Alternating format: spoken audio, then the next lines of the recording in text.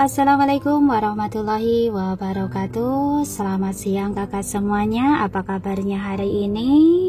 Semoga kita semua dalam keadaan sehat selalu, bahagia selalu, panjang umur, sukses selalu, dan semangat selalu. Amin ya robbal alamin. Alhamdulillah, untuk akhir-akhir ini setiap hari saya bisa up ceritanya, walaupun tidak banyak. Semoga bisa menghibur kakak semuanya. Dan langsung saja ke ceritanya. Selamat mendengarkan. Kalau begitu, buanglah saya dari kehidupan Anda, seru Kara lugas. Saya akan dengan senang hati angkat kaki dari kehidupan Anda. Saat ini Kara tidak peduli jika dirinya akan dilempar ke laut atau ditinggalkan di hutan belantara bersama hewan-hewan buas. Ia hanya ingin menghilang dari hadapan laki-laki yang selalu meredupkan dunianya. Sambil mengeraskan rahang, Frank pun beranjak dari ranjang. Kedua tangannya terkepal erat seperti ada banyak hal yang harus ia jaga erat di dalamnya. Mulai detik ini, kau bukan sekretaris ataupun pelayanku lagi. Dan sekeluarnya dari pintu ini, jangan pernah menampakkan batang hidungmu di hadapanku. Aku tidak mau lagi berurusan denganmu. Nafas Kara mendadak tertahan, hatinya pedih dan pandangannya kabur terhalang memori. Ia seperti tersedot ke masa lalu. Frank Harper juga melontarkan kata-kata itu saat meninggalkannya 4 tahun lalu. Pria itu tidak sedikit pun berubah.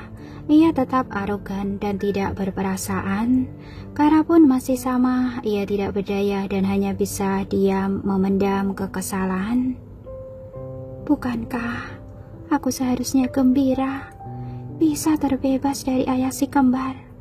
Tapi kenapa rasanya sangat sesak? Tunggu apa lagi? Cepat angkat kaki dari kehidupanku.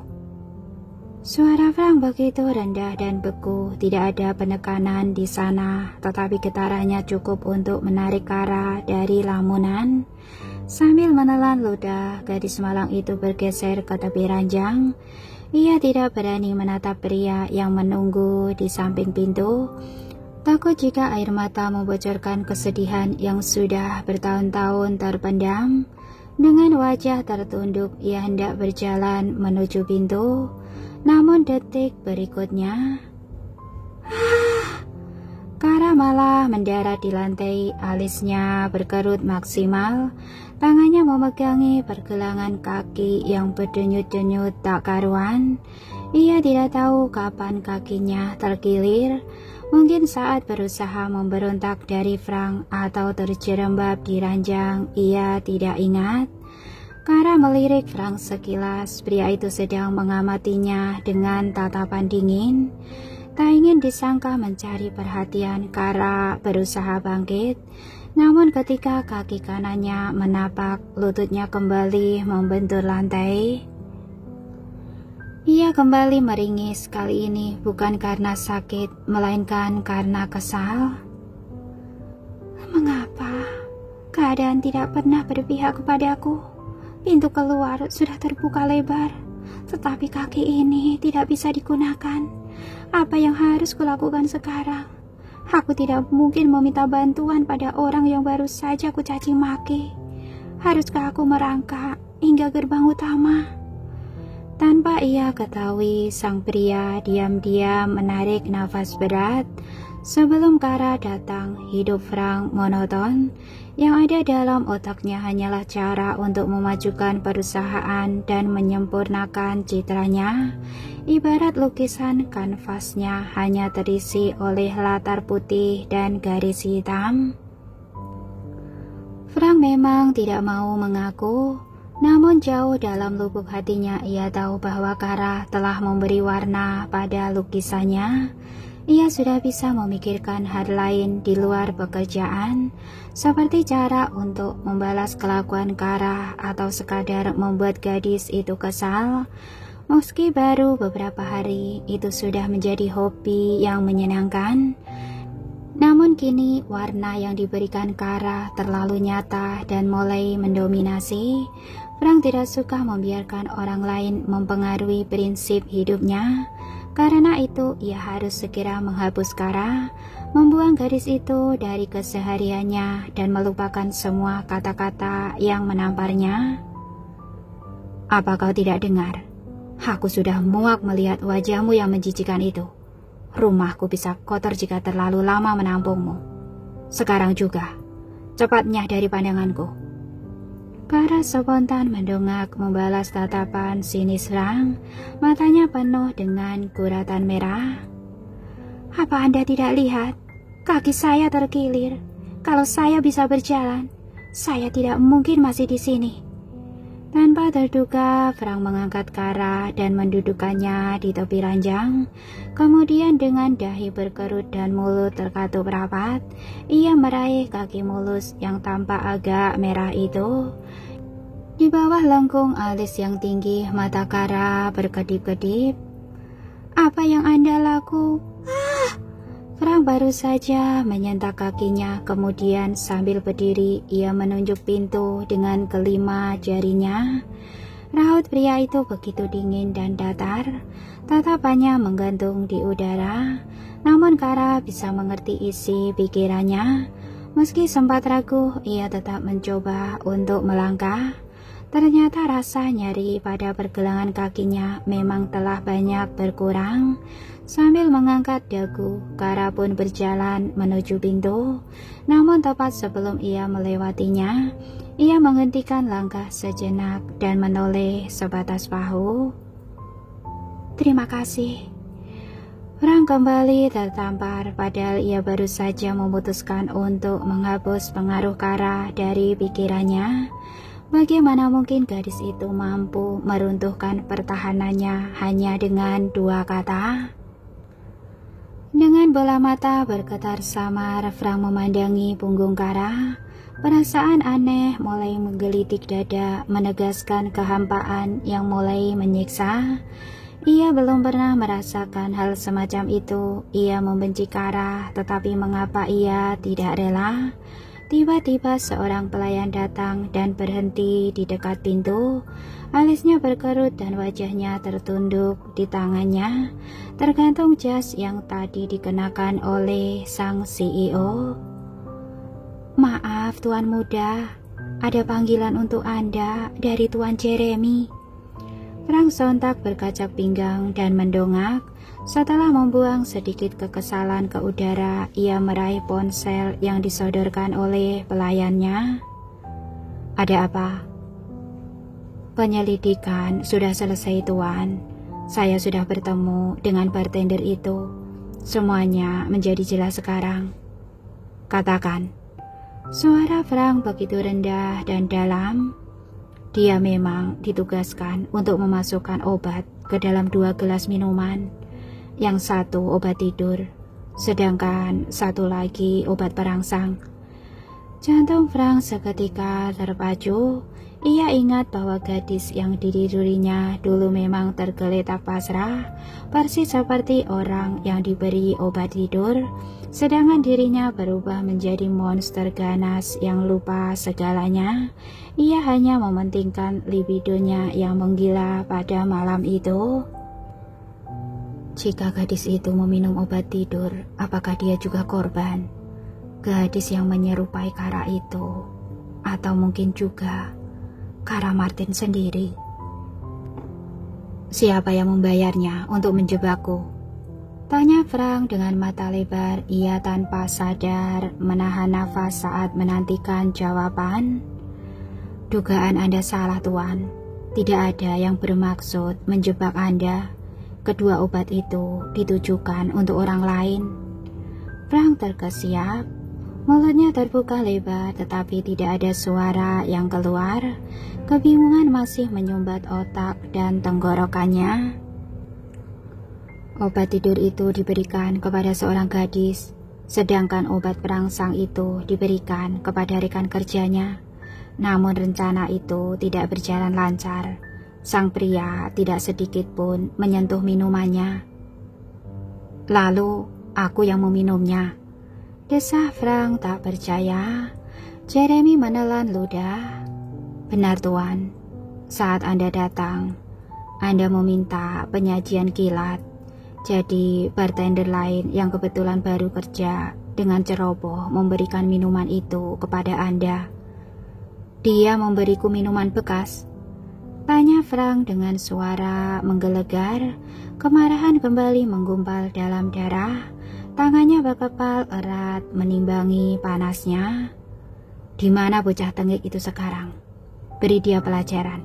Dia harus tahu akibat dari keteledorannya. Sebetulnya kedua bartender itu sempat ingin memberitahu Anda, tapi karena mendengar bahwa Anda berniat merayakan anniversary bersama tunangan Anda, mereka membatalkannya. Mereka memohon maaf atas kebetulan yang tidak disangka itu, Tuan. Omong kosong. Sekalipun aku jadi merayakan anniversary dengan Isabella, mereka tetap pantas diberi pelajaran. Aku tidak berniat meniduri siapa-siapa. Jeremy menghela nafas. Ia sudah sangat hafal dengan tabiat tuannya sangat marah. Baik Tuan, saya akan mengurus mereka. Lalu, apakah Anda ingin tahu identitas gadis yang diberi obat tidur itu, Tuan? Gemuruh nafas Frank mendadak tertahan. Bayangan Kara kembali membajak pikirannya. Meskipun ia tidak yakin, ia terus menganggap gadis itu adalah Kara. Sekarang karena tekadnya untuk melupakan Kara sudah bulat, ia juga harus menghapus kenangan tentang gadis itu, termasuk aroma sitrus yang seolah masih menyapa hidung dan desa nafas yang seakan masih terngiang di telinganya. Tidak, seru Frank tegas. Mulai detik ini, jangan pernah kau sebut-sebut gadis itu lagi. Aku sudah meninggalkannya di masa lalu. Sekarang, kau urus saja bartender bodoh itu. Lalu anggap masalah ini selesai. Anda yakin, Tuan? Jeremy menggantung keheningan sesaat. 4 tahun yang lalu, Anda juga berkata demikian. Gadis itu tidak akan berani muncul lagi, dan kita tidak perlu menghabiskan waktu untuk mengurusnya. Tapi ternyata Anda mengirim saya untuk menyelesaikannya sekarang. Anda bahkan tidak berani menyewa detektif karena takut rahasia Anda ini terbongkar. Frank mendengus tak senang. Asisten pribadinya itu memang tidak pernah membiarkan hatinya damai akibat kesalahan. Aku membuka kasus ini karena Ben kembali. Sekarang, bukankah sudah jelas bahwa dia tidak bersalah? Tidak ada lagi yang perlu dilakukan, termasuk gadis itu. Frank berdecak kesal. Ia sedang membutuhkan ketenangan, tetapi Jeremy terus mengusiknya. Sudah kubilang, jangan menyebutnya lagi. Anggap saja dia sudah hilang di telan bumi. Setelah mengurus 2 bartender itu, ambillah cuti beberapa hari untuk mengunjungi ibu dan adik-adikmu. Anda mengusir saya secara halus? Tidak, itu apresiasi dariku karena kau telah berhasil menyelesaikan tugas dan membuktikan bahwa dirimu adalah satu-satunya karyawanku yang becus. Jeremy dapat membayangkan bagaimana Frank mengenyitkan sebelah wajah saat mengatakan kebohongan itu. Ia pun tersenyum masam dan mengangguk. Baiklah, tapi bolehkah saya menanyakan satu hal, Tuan? Apalagi? Bagaimana keadaan Kara Martin? Saya dengar Anda membuatnya kesulitan. Mata Frank spontan terpejam pasrah, kepalanya berdenyut-denyut. Mengapa dunia terus mengingatkannya pada gadis itu? Kau sedang mengemban misi penting, tapi masih sempat bergosip. Sudahlah, agenda lain menantiku.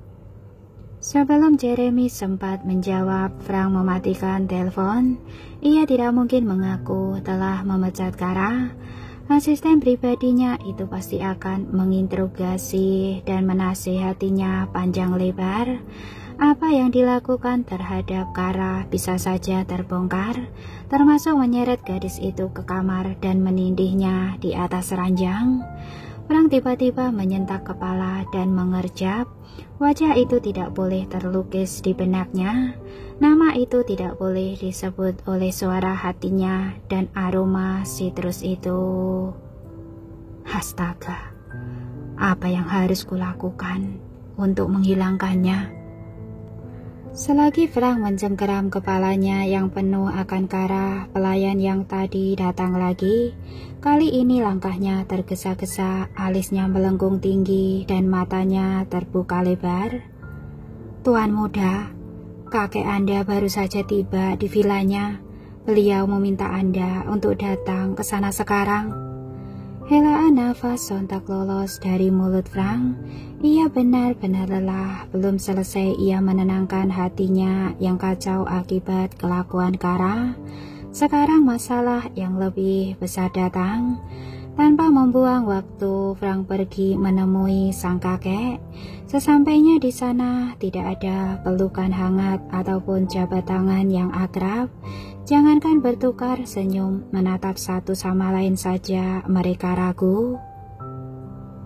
Aku tidak tahu kakek berencana berkunjung kemari. Bagaimana kabar perusahaan? Para pelayan tersentak dengan pertanyaan lugas tersebut.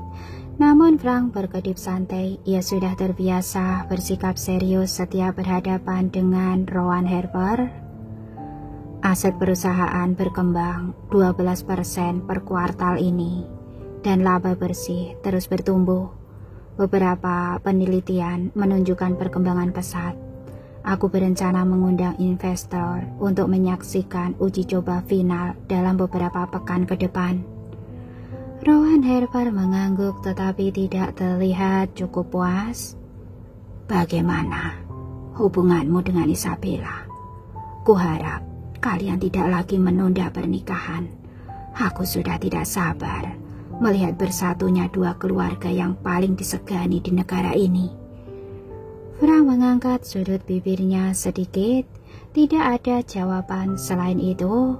Rautnya datar menutupi kegusaran dan kebingungan. Mengapa wajah sendu Kara melintas lagi dalam benaknya? Kara tertunduk menatap kain kompres yang ditekankan ke kakinya. Ia terlihat sangat fokus dengan alis yang berkerut, padahal sesungguhnya ia sibuk memikirkan hari esok. Belum 1 minggu ia bekerja di Xavier Group, tetapi ia sudah dipecat. Ia tidak mungkin mendapat sepeser pun dari perusahaan itu. Dengan sisa nominal di rekening dan biaya hidup yang lebih tinggi di LCD, apakah mereka bisa bertahan hingga bulan depan? Pesta ulang tahun yang didambakan si kembar sudah pasti terancam batal. Yang lebih buruk, malaikat kecilnya terpaksa didaftarkan ke sekolah sederhana. Tidak adakah keajaiban untuk anak-anak sebaik mereka? Desa Kara dengan mata berkaca-kaca. Ia sudah lupa untuk memindahkan kain kompresnya. Lois dan Emily selalu menyemangatiku. Mereka tak pernah berhenti menerangi duniaku. Apakah ini balasanku sebagai seorang ibu? Kara terpejam dan menarik nafas berat. Beban besar kini bertengger di pundaknya. Andai saja air matanya dapat berubah menjadi mutiara, ia tentu tidak perlu bersusah payah meredam kesedihan. Ia akan membiarkan semua lukanya terungkap, baik yang ditorehkan oleh Frank Harper ataupun pahitnya kenyataan. Wah, Mama sudah pulang. Kara tersentak, cepat-cepat ia menyeka mata dan menoleh ke arah pintu. Halo, madu kecil. Mama tidak tahu kalian sudah pulang. Diiringi tawa gembira, Lois dan Emily memeluk ibu mereka. Apa yang Mama pikirkan? sampai tidak mendengar kami pulang. Kalau ternyata yang macuk adalah penjahat bagaimana? Kara menangkup pipi anak-anaknya, kepalanya menggeleng samar. Bukankah kita orang baik? Ingat, orang baik selalu dilindungi. Tuhan, jawab si kembar kompak, mata mereka berbinar cerah. Tapi tidak ada salahnya kita lebih berhati-hati, Ma. Lain kali Mama tidak boleh melamun lagi, oke? Tutur Emily seraya membelai rambut ibunya. Mendapat perhatian sebesar itu, senyum Kara pecah menjadi tawa. Ia mengangguk dan mengecup pipi gembul putrinya. Emily, kulasa Mama bukan melamun, tapi menahan sakit. Telunjuk Lois meruncing ke arah kain kompres yang tergeletak di lantai. Apakah Mama demam? Melihat betapa kusut alis putranya, Kara sontak menggeleng. Tidak sayang, Mama tidak sakit.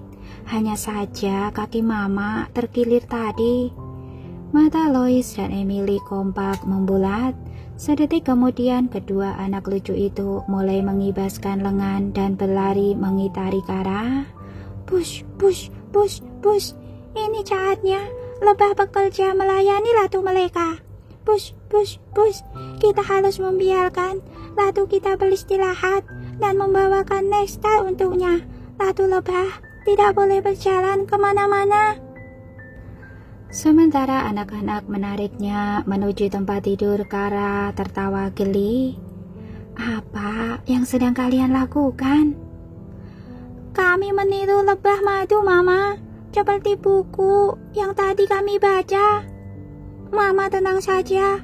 Kami akan segera membawakan nektar untuk Mama.